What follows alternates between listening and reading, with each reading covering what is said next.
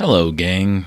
In honor of Dan McClellan's new book, The Bible Says So, What We Get Right and Wrong About Scripture's Most Controversial Issues, which came out last week, I've decided to unlock my interview with him from behind the paywall. This is just one of 9, so far, interviews with scholars available for folks who subscribe for just $5 a month at patreon.com/BibleLorePodcast. Your regularly scheduled programming will resume later this week. For now, enjoy, and make sure to check out Dan's book, The Bible Says So, at the link in the episode description, which will take you to a website that will help you buy it from a local bookstore instead of the demons at Amazon. Before we get to the interview, I have to once again apologize, this time on behalf of StreamYard, as I finally figured out what the hell is going on and why it seems to want to record from webcams instead of microphones. Unfortunately, the same issue plagued Dan in this interview, so both myself and Dan have been unloved by StreamYard, and so you're getting our webcam microphones for this. Apologies, we will do our best to switch to a different browser in the future to avoid such issues. Welcome back to the Bible Lore Podcast. Today we're talking about all things late Bronze Age Egypt, Akhenaten, monotheism, arcs, and what religion even is actually. To get to the bottom of all of this, we've got today scholar and TikTok sensation Dan McClellan.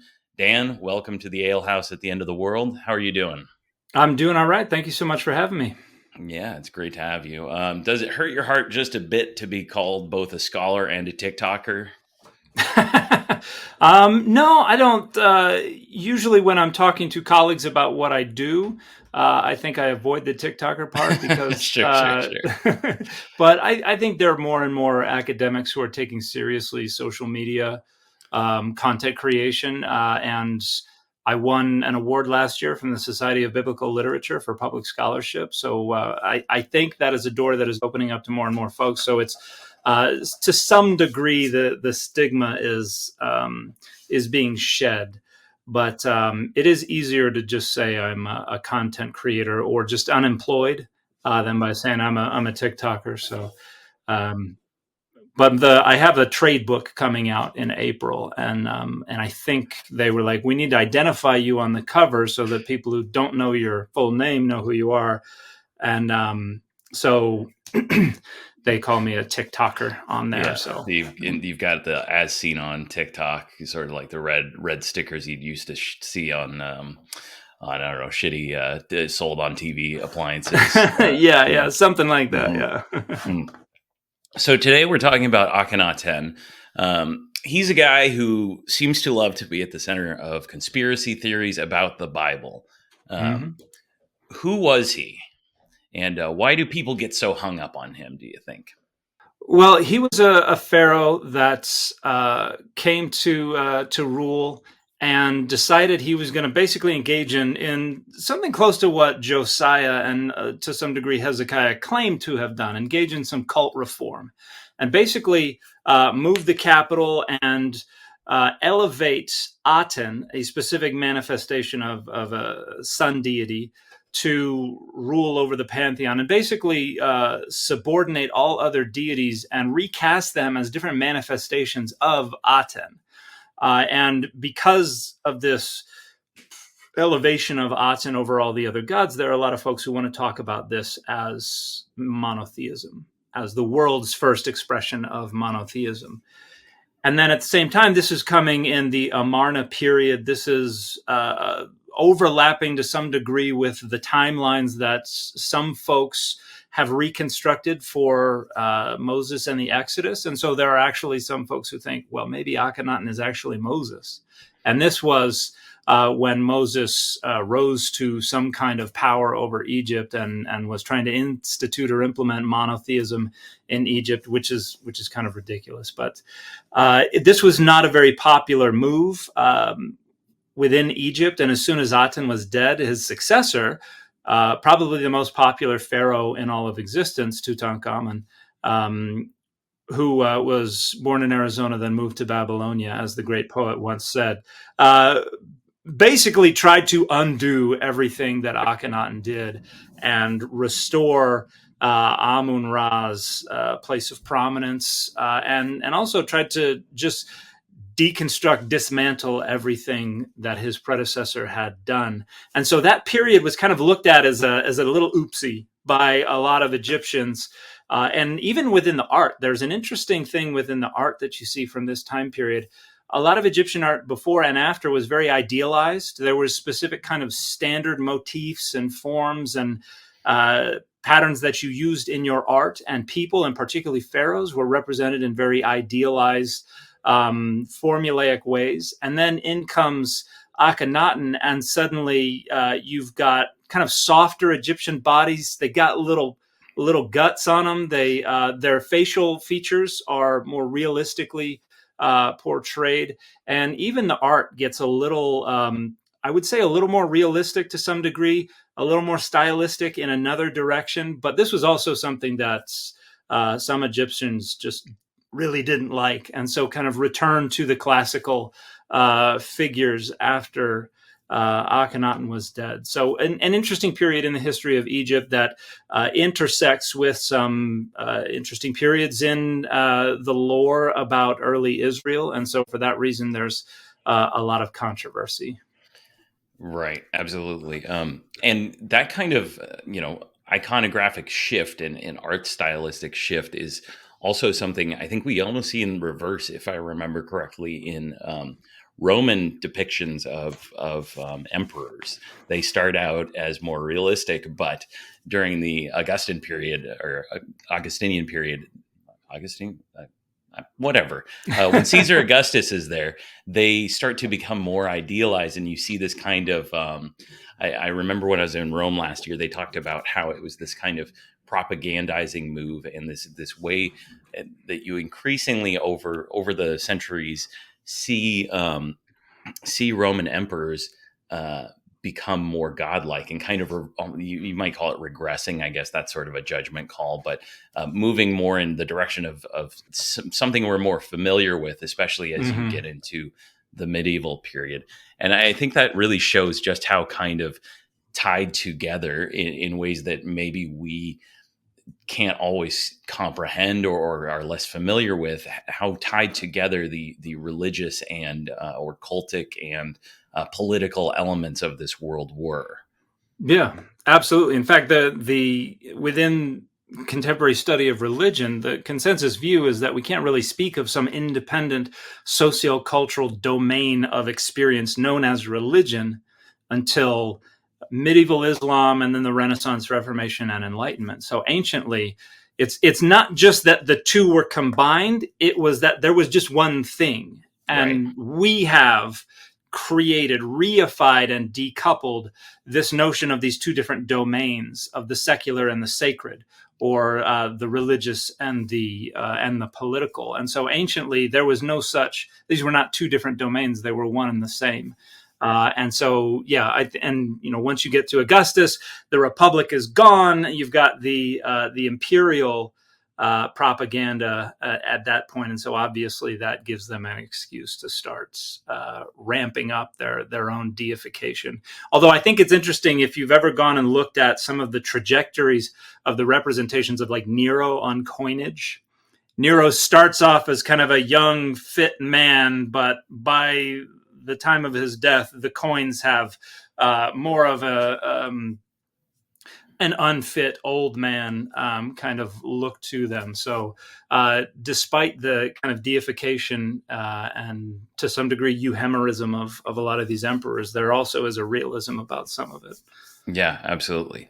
So going back to the late Bronze Age, when we do talk about kind of, if we can sort of look at cults, maybe to discuss how they interacted with the divine, looking at it from a kind of way, almost abstracting in a way that they wouldn't have. Sure. What does that look like? How do they interact with the divine in the late Bronze Age? There are a lot of different ways, but material media are the main ways of interacting with the deities. These are unseen agents. These are not people who, are anthropomorphic entities that are physically accessible. And so what they do is create material media that can channel the agency, the power, the authority of the given deities. And so in late Bronze Age, there are all kinds of different ways that they do this through anthropomorphic statuary, through crowns and thrones, and all different kinds of material media can function to channel this agency, reify or manifest the presence of the deity. And so for whatever reason you might need a deity's presence, you could approach one of these divine images to access that presence, whether it was for purposes of divination, for purposes of worship, for purposes of communion, for whatever purpose. A lot of people tend to think of idols as just things you worship, but that is only one of a multifaceted function for divine images. They function to do whatever you might need a deity's presence or power to do. And a lot of people tend to represent this as kind of backwards or regressive or something that's less evolved humans do, but we do it today. And the example that I use to try to help people maybe come to a little better understanding of what might be going on anciently in cemeteries. If you've ever seen someone speak to a headstone as if to a deceased loved one, I have argued in print that this is a manifestation of the exact same intuitive impulse that leads to the creation of divine images. This is a piece of material media that functions as a focal point, that functions as a conduit or a channel for the deceased loved one's agency and presence. And so the same thing's going on with divine images. In the late Bronze Age, you have a lot of, like I said, anthropomorphic statuary. As you get into the Iron Age, that actually kind of effaces. You get less and less anthropomorphic statuary. You get fewer and fewer different deities represented. They're represented more frequently in terms of pedestal animals or representative animals, or just symbolism. So once we get into the first millennium BCE, and once we get into the biblical era, you see a lot more divine images that are standing stones that look a lot more like what you might see in a cemetery today. And you see a lot more symbolic imagery rather than anthropomorphic imagery, particularly in secondary states like we find in Israel and Judah. They don't have the money, they don't have the craftspeople, they don't have the markets to facilitate the kind of complex stuff that they did in places like Egypt and Assyria and Babylon. Right. And if I recall correctly, there is the early biblical era of Israel, Judah, probably didn't have icons because it seems to have almost been the style at the time in their area as well. And partially may have been a boundary marker between them and Mesopotamia to the east. If I remember, I may have read that somewhere. I could be just totally bullshitting, but I think that's probably more characteristic of like the Neo-Assyrian and Neo-Babylonian period. We do find divine imagery in some of the sacred spaces that we've discovered in areas that we have identified as Israelite and Judahite. For instance, the Judahite temple at Arad, the bull site. We also have the Tel Motzah temple that is just northwest of Jerusalem, that's now under an overpass. But yeah, you have less and less anthropomorphic imagery, but you still have different kinds of things. Oh, one of my favorites. This was 3D printed by a supporter of my channel. This is the Tanakh. Oh, I guess if this is audio, then nobody's seeing this. It's all good. We can describe it, I guess. Okay, I've got about an 18-inch tall, vertically oriented rectangular incense altar that is divided into 4 different friezes or registers. And the bottom one shows a nude female figurine between 2 lions, and she is holding the ears of the lion. And then above that, you have 2 cherubim that are flanking an empty space. And above that, you have 2 more lions, and in between them is a stylized date palm with 2 ibexes on either side feeding. And then above that, you have some volutes that are flanking an equine figure below a sun disk. And this is probably representative of a goddess. I think Asherah is probably the deity that's being represented there. And I also think it was probably a model shrine. It was like a miniature temple, and it's hollow on the inside. So not only could you burn incense on top of it, but you could also stick miniature divine images inside of it. So there was probably maybe a miniature divine image that represented Asherah that could be seen through the empty space between the cherubim and the second register. So that's known as the Tanakh cult stand. From about the 10th century BCE, Tanakh is located just a little southeast of Megiddo in the Jezreel Valley. So this is the beating heart of the Israelite hill country in the 10th century. So yeah, we still have that kind of representation, but Trygve Mettinger makes the case that the programmatic aniconism that you see represented in the Bible is probably originally a de facto aniconism, whether because of markets, whether because of a dearth of materials, whether because of just the styles that were in vogue. You just didn't directly represent the deity, and that went from a de facto situation to something that cultic authorities were like, oh, we're going to do, from now on, we do this because God says this is the way it is. So Right. And it helps set up a difference between them and other peoples around them, kind of the same way that you see with pork. I know Andrew Mark Henry argues that the prohibition on pork started out as de facto. It wasn't economically viable for these pastoralist societies. Pigs don't produce any other product besides meat for the most part, and leather. Basically, you have to kill the animal, and so it becomes a difference between them and other people. And this is kind of, I wonder, that's what I was asking a bit earlier, is kind of, this seems to have gone from something that was just of the style to something that becomes very important. Yeah. I think this is we see this a lot as there becomes competition between different social groups, and there's a need to reify or create clear and strict boundaries between them for the sake of internal boundary maintenance. Hey, you're one of us. That means you're not supposed to do this. And also external boundary maintenance. The people over there do that. We don't do that. And I think David Graeber and others have coined this term schismogenesis, Right. which is where you take these kind of de facto differences and then you center them and hold them up as the essence of our identity over and against the others. So it's a way to create those boundaries. So, like today, back in the 70s, you had Paul Weyrich and Jerry Falwell and others engaged in this intentional campaign to try to take opposition to abortion and turn that into an identity marker, precisely so that they could rile up the silent majority and create the religious right so that they could win political power in an effort to try to win back their right to keep Black kids out of evangelical universities and things like that. So it's a modern example of what probably was going on anciently, where they picked something and said, this is now an identity marker for us. And so that's now, this is not something that's just voluntary. Now this is de jure. This is something that is programmatic. And I'm glad you bring up Falwell. There's actually some interesting kind of parallels again with what's funny is Akhenaten seems to do some similar things, but in, like you said, the difference between kind of de facto versus like really directly enforced.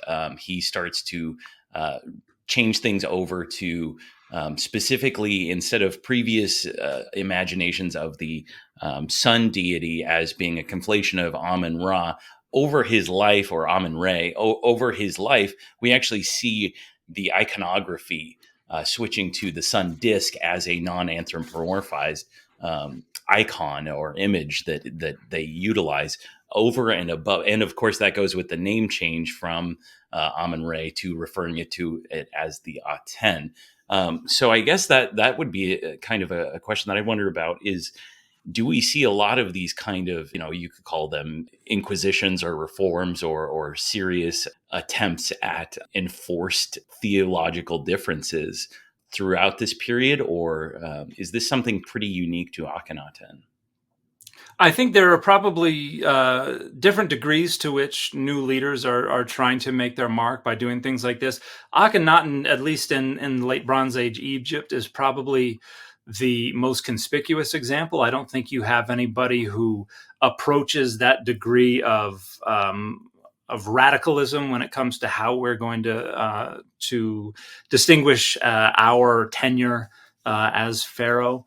And I think you see this as well once you get into the first millennium. And Josiah, I think, is one of the main examples of this within the biblical period. Josiah is trying to alter things quite a bit and introduce new rules, not just for the purpose of elevating his own deity, but also of centralizing power.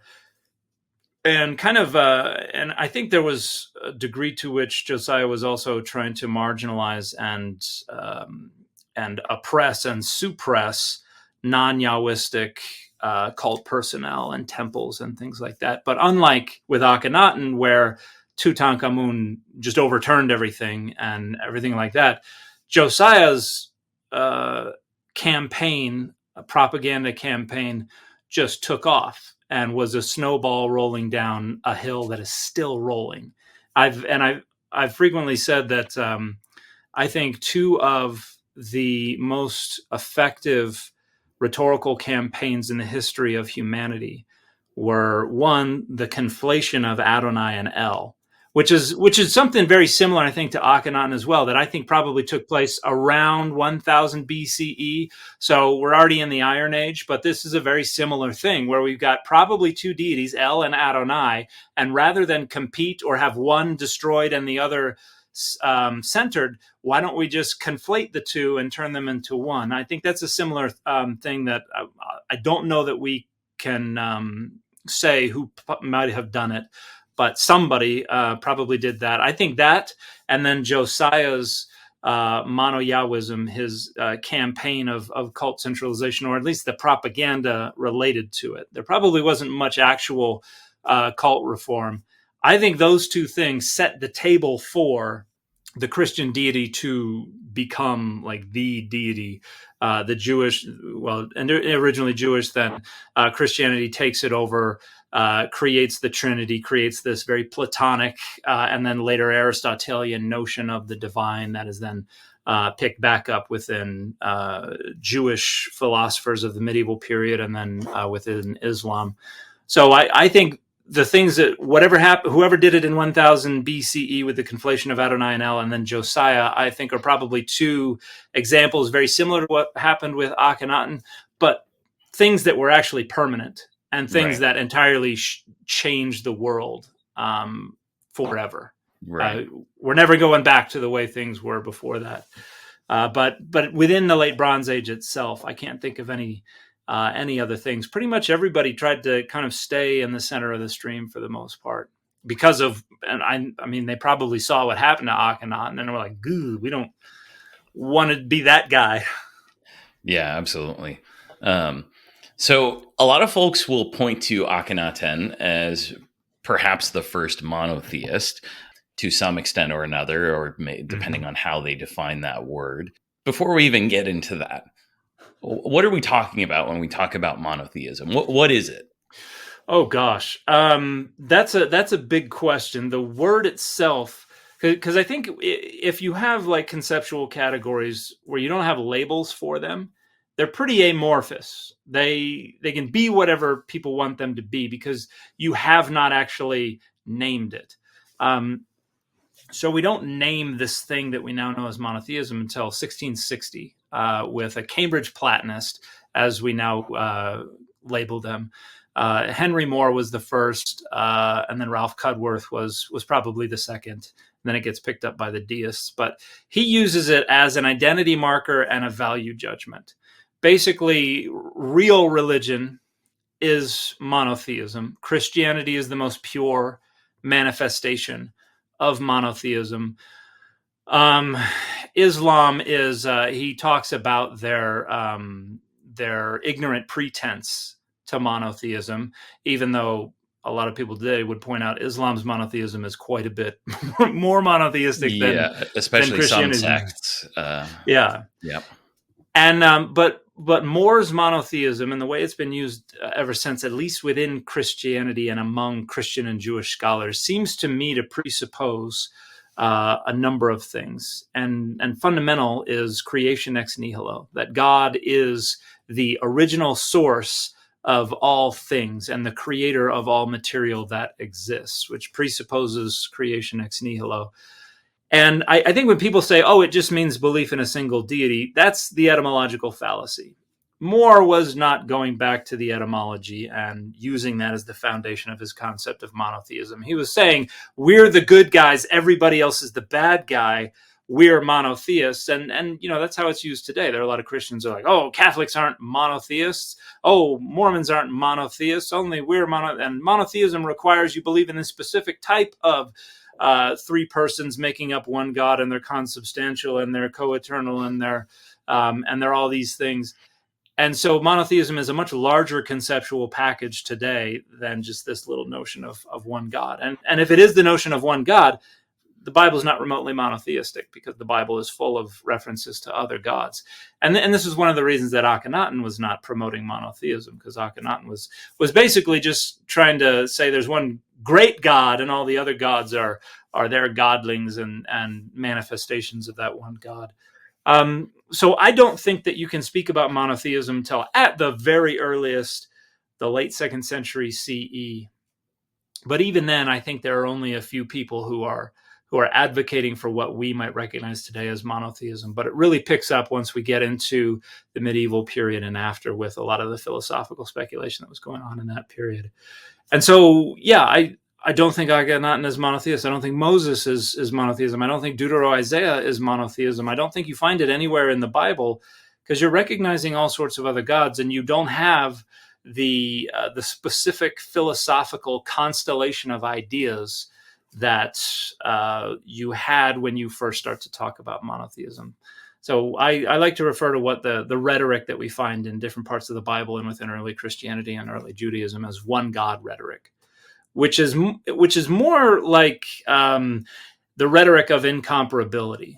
It's more like the way I talk about the Broncos, or at least the way I talked about the Broncos in the late 90s. Well, that's also there's only yeah, there's only one team that is an actual football team. Nobody else can compare. Who is like the Broncos? Nobody is like the Broncos. They're the Broncos, and there is nobody else. They're certainly not the Raiders. Yeah. They're not even a real football team. So that's the kind of rhetoric that is going on with Deutero-Isaiah and other things like that. It's not they don't metaphysically actually exist. It's just that they are so meaningless to me and to my in-group that we can just consider them as non-existent. Right. And so I don't think that qualifies as monotheism. I think that's one God rhetoric, and that we can't really talk about monotheism till well after the Bible was completed. That's right. And we all do need to subsume Shannon Sharpe into our pantheons as one of the real gods of football, and also third commentator. Not a god of Instagram, though. Oh, still my goodness. Quite fallible on Instagram. Oh, good Lord. I was so proud. So good. I was so proud to have gotten a fist bump from Shannon Sharpe in LAX. Whoa. I was such a jerk. I saw him and I was like, it's Shannon Sharpe. Yeah. And he was on the phone. Oh. And I just didn't even notice. I tapped him on the should, like, excuse me, sir. He just turned around. He just stuck out his fist bump, and he was off. And I was like, pro. Yes. Yeah. But yeah, I've been so entertained by Club Shay Shay.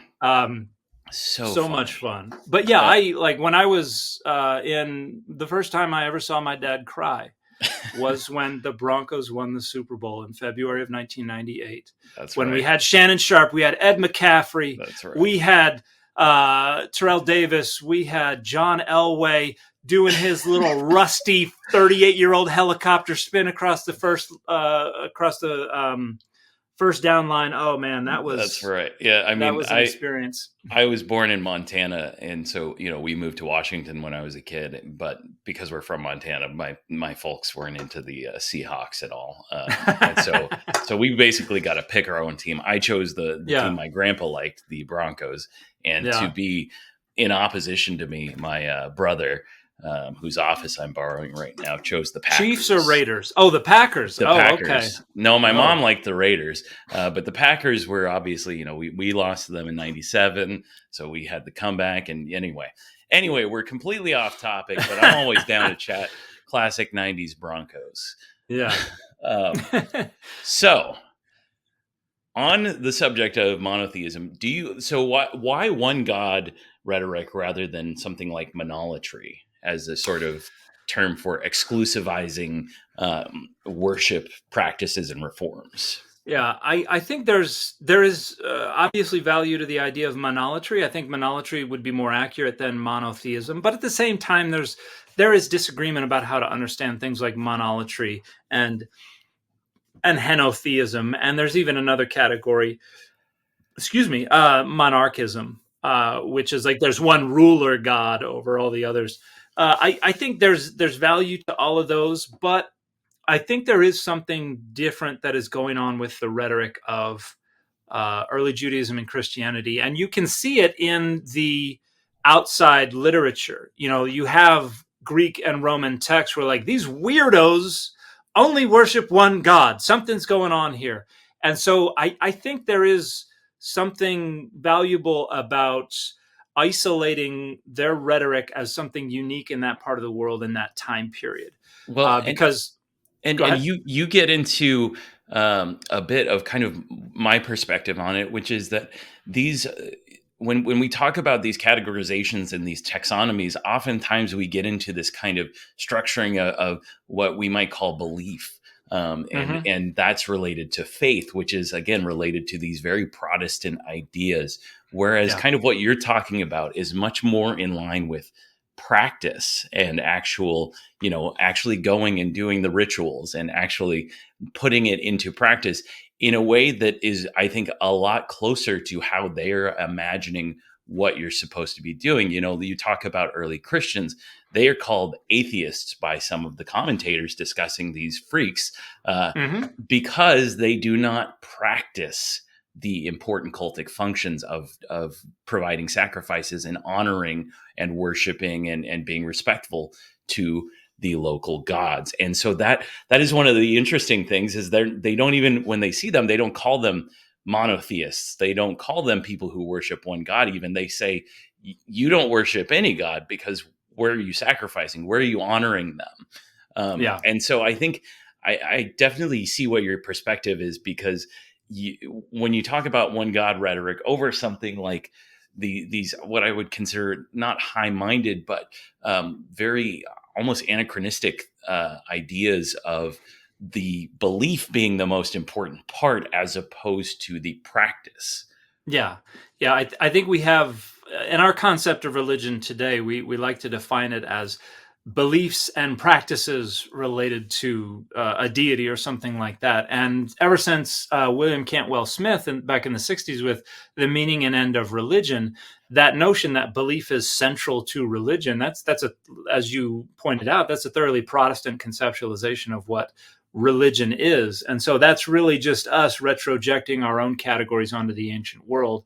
I think there's definitely something about the rhetoric that is being used in the authoritative literature. And certainly the practice is what the other societies around them are acknowledging is different. It's not necessarily the belief. I think belief bubbles to the surface when you get to the more philosophically oriented thinkers and writers, but it's certainly not the common person on the street who's is most concerned with belief. They're just like, oh, I'm a this, so I do this, and belief is not really is not nearly as salient there. So yeah, that's another anachronism. But in all these cases, we're taking modern contemporary categories that we've created and we're trying to impose them on the ancient world. And frequently they don't fit very well. I think what we have to do is try to allow them to operate on their own terms and find categories, even if they're modern categories, but categories that more closely fit with how they seem to have thought, taught, talked and acted related to their identities. And that's why I think the one God rhetoric is a way to point to the texts and the rhetoric they're using, and whether it's related to their beliefs, whether it's related to their identity politics, whether it's related to their ritual practices, the rhetoric is where we're finding this kind of stuff. And so I think that is an important point to make. But yeah, it's totally anachronistic to say, oh, they only believed that one God existed, and that was the center of their identity, because that was absolutely not the center of their identity for the overwhelming majority of people who would have identified as Jewish or as followers of Jesus anciently. Absolutely. And with kind of, again, this focus on practice and things like that, one of the things that you run into is people solving a lot of the kind of practical issues that you run into when your God is imagined in very certain ways, as an icon, as a sort of what Susan Ackerman refers to, kind of this liminal space between the divine and the human, and the material, kind of, as much as they saw those categories. I think they did to some extent, because again, that's why we see these sort of liminal spaces in these media that help to, what you call presencing the deity. One of the things that they figured out eventually is that, hey, if these gods are in, high places, if we're contacting them through standing stones, through through these different bits of media, one of the things we're going to eventually have to do is move with the god. And one of the ways that the Egyptians did that was through something called a bark. And can you tell us a little bit about what a bark is, and perhaps how it might relate to the Hebrew Bible? So the barks were little boats, usually miniaturized, kind of like model boats, that usually they would place a divine image or some kind of like little tent or miniature temple or something that either was the divine image or housed the divine image on the bark, and then they would have different ways of mobilizing it. Usually they would have staves or something like that, and people would carry it on their shoulder. And this was for processions. This was to bring the deity from wherever it had been created to its temple to be installed, or on certain festivals, celebrations, they would march it around a specific route through the city and go back to the temple. And this is probably imitating the journey of the solar bark across the skies, because they conceptualized the sun as riding on a boat across the skies, and then during the nighttime, it was in the underworld trying to fend off the chaotic serpent deity Apophis. And so in creating this kind of miniature boat, they were mobilizing the divine image in a way that kind of fit what was expected of how deities move. And there's been an argument that this is probably at least part of the conceptual substructure that underlies the Ark of the Covenant, which was also something that was carried around on poles that went through rings on the side of the Ark of the Covenant. And this is something that is treated as a war palladium, something that was brought out and marched before the army as kind of a sign of the deity's approbation and protection for the upcoming battle. We see that in the beginning of 1 Samuel. Now, the interesting thing about that story is that what you don't see is them actually going and petitioning the deity to ask if the battle is going to be fought under the deity's protection and purview. And they actually lose, and the Philistines abscond with the ark, and they go and they treat the ark exactly as a divine image. They go and take it and put it in their temple, in their Selah, their Holy of Holies, their Devir, and the Dagon divine image is across from it. And then the next day, the Dagon image is on the ground, and they pick it up and put it back. And the next day, it's on the ground, but its head and its hands are cut off. And so it's a battle of divine images, and the Ark of the Covenant is the clear winner there. And then you have in Numbers, Moses talks about God following along whenever the ark leaves its tent, and then when it comes back, and so God's movements mirror the movement of the ark, very similar to how they would have conceptualized these barks as manifesting the presence of the deity.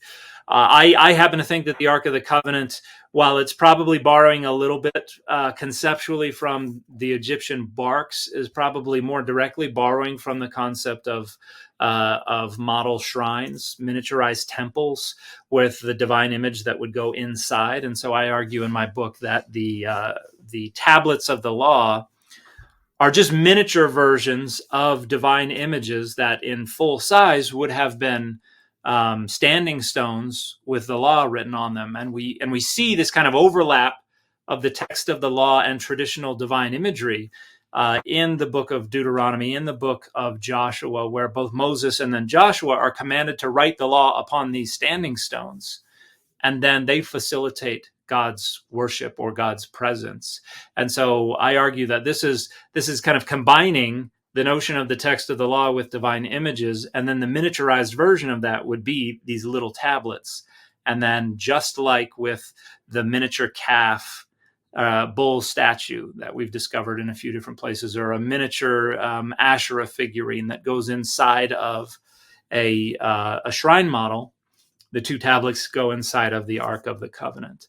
And there's another scholar who's actually argued that Aaron's budding rod, which also goes inside the Ark of the Covenant, sounds strikingly like an Asherah pole. And so maybe the story of the budding rod is really cover for what this rod originally was, which would have been another miniature divine image of Asherah, Adonai's consort, which would have gone inside the miniature temple alongside the divine images that represented Adonai. So there's a lot of stuff intersecting at the Ark of the Covenant. It's very fascinating. I mean, especially when you start to think of how, the menorah possibly relates to the Asherah pole with its different budding branches coming off the center. And you wonder, are we missing some ideological tail that was later taken out that may have, sort of connected these dots for us?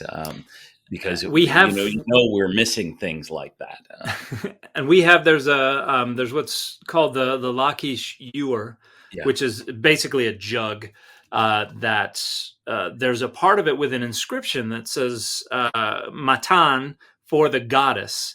And right under the letters that spell out goddess, you've got two little ibexes. I mentioned before, you have ibexes that feed on the tree.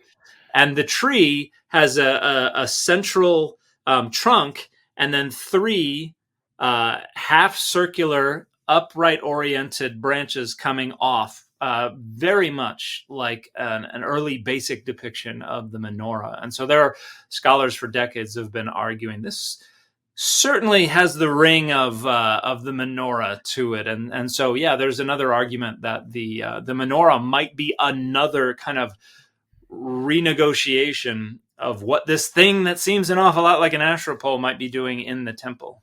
Yeah, absolutely. Someday we will dig up in the desert the lost book of Asherah that fills in some of these blanks. I swear to God. It would be wonderful if we find something like that someday. So, if I recall correctly, your doctoral advisor, Francesca Stavrokopoulou, who is probably the person most responsible for me being obsessed with all of this stuff, she posits in her book, God and Anatomy, which I recommend everyone read, that it's possible the Ark may have also been conceptualized to some degree as part of the furniture of the temple. I think she references it potentially as a footstool. I guess one of the questions that I have for you is, do you think this is kind of filling multiple roles depending on the author, or do you prefer one kind of explanation for where the Ark was? Because, I guess to give some context for listeners, the gods needed caring for. And we probably at this point, once I've edited this, have talked a bit about caring for gods and caring for, dead ancestors. And this is kind of an interesting point. The gods need somewhere to kick their feet up. They need food. They need, an aroma pleasing to the Lord, as the Bible puts it. And so I guess from your perspective, where do you land on whether it was the kind of, when they returned to Jerusalem, whether in the literary sense or in actuality? I don't know whether the Ark existed or not. Were the authors of these texts seeing that as a footstool, or do you think it's still more of a mobile shrine, or somewhere in between? I think my opinion is that if there was a historical ark, I think it probably was a shrine model. However, it has to get renegotiated within the literature, and a lot of this literature was probably written after it was gone. Right. And so they have carte blanche to represent it however they want. And I think you do see indications that it is being conceptualized as something more like a throne or a footstool, because you've got images of thrones that are flanked by cherubim, Right. winged lion creatures with human faces and things like this. This is how we kind of think cherubim were probably conceptualized. And so God, Adonai dwells amidst the cherubim. And if the cherubim are above the ark, then it makes sense that the ark is either functioning as the seat of a throne or as the footstool of a throne. And there's a book called Biblical Ambiguities by a scholar named David Aaron, where he talks about the fact that you have the testimony, the tablets of the law, also known as the testimony, being placed in the ark in a lot of the literature, but some of the earliest layers say that the testimony is placed before the ark. And he relates this to practices from the ancient world where vassal treaties and these kinds of things would be placed before the divine image. And sometimes the footstool was the focal point of some of these kind of very humble deliveries of the vassal treaty before the footstool of the sovereign. So there's certainly an argument to make for that. I think the different authors, you got certain authors for the ark narrative from 1 Samuel 4-6 and a couple of other places. You got different authors in Exodus where we're talking about creating the ark. You got different authors for some of the narratives that are talking about the way the ark is functioning in the temple. And they're coming from different time periods. I think most of them are coming after the ark, if one existed, had already been long gone. And so they're conceptualizing it in whatever way is useful for them. So I think it could be all of those things, depending on the literary layer. But I think most likely, in my opinion, if there was a historical ark, it was probably a shrine model. Excellent. So Akhenaten did eventually die. His capital was abandoned. I think if I remember right, they broke his tomb up in the century afterward, some point, into pieces that are like no bigger than a couple of inches. Like they really kind of tried to scrub this guy. Because he was in Amarna, though, a lot of things survived because they abandoned the town. So many of those things weren't repurposed, and we are much wealthier in knowledge for it. Because of that, things like his royal archives still survive to some extent. We have the Amarna letters. What do those tell us about kind of we've been focusing a lot on Egypt and how a lot of these things eventually make their way into Iron Age and Persian period and Hellenistic period, Judaism or Proto-Judaism or whatever you want to call it, into the Judean sort of mindset and texts. But what do the Amarna texts tell us about Canaan and broader Syria, Palestine during the late Bronze Age? They tell us that there was an awful lot of bickering going on. You have city-states that are run by these petty kings, and they're under the hegemony of Egypt. And so basically Egypt is the parent, and these are the kids who are like, he crossed over into my territory and he won't stop touching me, and make him do this and make him do that. And you've got a lot of whining to the Egyptian pharaohs who are just like, ugh, this again. They're really annoyed with these folks. But it paints a picture of a land that is occupied by little petty kingdoms, by chiefdoms, that there's no central hierarchy to speak of. There's certainly no early Israel occupying any of these territories. Like we have Jerusalem is represented, Bethlehem is represented in the text, and they're overwhelmingly Canaanite, at least that's the characterization that scholars usually default to. Canaanite isn't really an incredibly useful category, but that's what's going on there. And Egypt is just, they have hegemony there. They have rule over that area, and it's a constant source of annoyance for the Egyptian crown. You see some different names of folks that are Northwest Semitic languages. So some of the names sound an awful lot like biblical names. None of them are actually biblical, because one, we don't have the Hebrew language yet. It wouldn't exist for a few more centuries. And we don't have any nation of Israel at this point. The earliest reference of any kind to a people known as Israel comes from around 1208, 1210 BCE with the Merneptah stele, where Merneptah crows about having defeated them and treats them as if they're, they've been wiped off the map.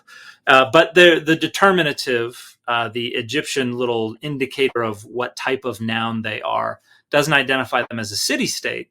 Like some of the other places around Israel, it identifies them as a people, which means they were probably not a centralized nation or state. It was probably just a collection of tribes, maybe a temporary confederation, an amphictyony or something like that. So they don't really reveal much at all about the people of Israel, but reveals a bit about the situation in that land of Canaan and its later periods, where we begin to see a context in which the people of Israel begin to pop up. Yeah, and due to the kind of travel logistics of navigating to the Levant, to kind of the Eastern Mediterranean from Egypt, it's sort of becomes notorious not only in this period but in the later period of sort of kind of being a almost completely extractive hegemon, where you pay whatever you want to call it, you pay them tribute essentially, but they don't necessarily offer much in the way of protection or anything along those lines. The response time is going to be pretty weak due to the kind of logistical issues. Even in the best of times, navigating to that area still is sort of a barrier until the advent of camels. But we do get kind of kings complaining, and again, we can never take them at their word. Whether they're actually just asking for more relief, just to ask for a lot, and even if you get a little, you're doing great. And one of the groups that is talked about is a sort of what seems to be a classic kind of nomadic hill raiders tribe called the Apiru. You see it spelled a million different ways. And scholars have long noted that there may be some sort of connection to the term Hebrew. I know that has been challenged at times. Where do you see that as far as these hill raiders whose name may eventually be repurposed centuries later into kind of one of several identity markers for the Israelites and Judahites? I would suggest that the Hapiru are not etymologically related to the Hebrew word that later is manifested as Ivrit, the Hebrew. Certainly there is some similarity there, and certainly people can see some overlap in the idea of these kind of nomadic people who are causing trouble to the actual city-states and the authority figures that are in those areas, and the people of Israel, the Hebrews that are thought to be there. But I think the consensus view is that there's no etymological relationship there, and that the word Hebrew primarily comes from a verb meaning to cross over. These are the ones from over the Jordan, or on the other side of the Jordan. And this probably goes back to the traditional idea of Abraham coming from the other side of the Jordan, whereas Hapiru is more of it's not so much an ethnic designation as kind of a functional designation. These are the nomads that are the invaders, the troublemakers, the bandits, it would be like if we had some kind of term for people who come out of the mountains every now and then to steal our chickens, and then immediately retreat back to the mountains. Yeah, And I mean, you do get, again, because that's kind of a common occupation for certain tribes throughout history. The term vandal is often used in that way. Again, etymologically, not necessarily related to where it came from, but the way that it's used, get Viking, things like that, become sort of yeah, synonymous for this kind of smash and grab raider. So it is interesting. You do wonder, they are from the same area. I guess it is. The reason I'm on board with what you're saying, not necessarily related, is that it seems pretty speculative. Um, yeah, it's quite speculative. I think a lot of scholars these days would be more comfortable identifying probably the ethnic roots of Israel with the groups known as the Shasu. And so when you look in like 14th and 13th century Egyptian inscriptions, we have a couple of different references to a variety of different Shasu tribes. And one of these Shasu groups occupies some land that is spelled YHW, and then there's the the Egyptian weird backwards three deal. glottal stop Yeah. sign, similar to an aleph. And a lot of scholars think that this seems to be the roots for the Tetragrammaton, the name Adonai. And so maybe this particular little tribe of Shasu people, and there are a bunch of other types of Shasu people, and Shasu is these are nomadic desert dwellers as Again, well. often also described as being these kind of nuisances at times, Yeah, and people that Israel or that Egypt ends up doing battle with sometimes, or right. clearing out of areas.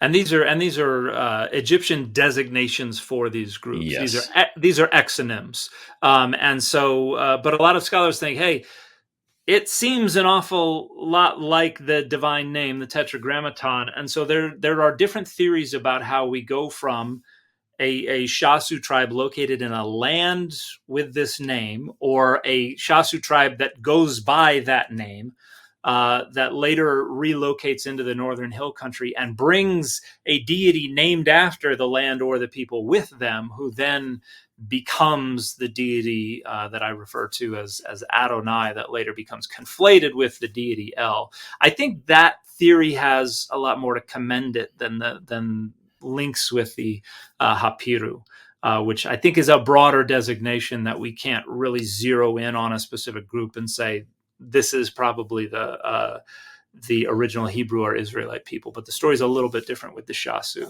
Yeah. And I mean, one of the points that I think a lot of great anthropologists have been making is that even if you do see some ancestor within that, because of the difference, and we'll be getting into this in a later episode, between kind of, the biblical narratives are not very trustworthy during this period. Whatever history is there is so difficult to recover to any extent in this, this Bronze Age intermediary period, before the Iron Age begins. I mean, even in the best of times, the biblical texts are pretty suspect on historical record. Mm-hmm. And so even if we do identify the Habiru or the Shasu Yahweh type folks, or I think there's one other group that is speculated to, and of course the Merneptah Stele with the Israel seed is no more. Whenever we look at these, it is kind of almost anachronistic to even call them something like proto-Israelites, because we know so little about who these people actually were. We have Mm-hmm. very little outside of external references to them coming from very every source is biased, but a lot of these kind of letters and things, they're completely out of context. The inscriptions are just saying we conquered all of these people. We don't even know if that's true or to what extent they actually had hegemony over these different regions. And so I guess one of the things that to close on is, do you think some of the speculation about all of this goes a little bit beyond where the data is at? I think certainly there is speculation that has gone well beyond the data, sometimes recklessly so. But I also think that's an inevitable part of the scholarship, because Sure.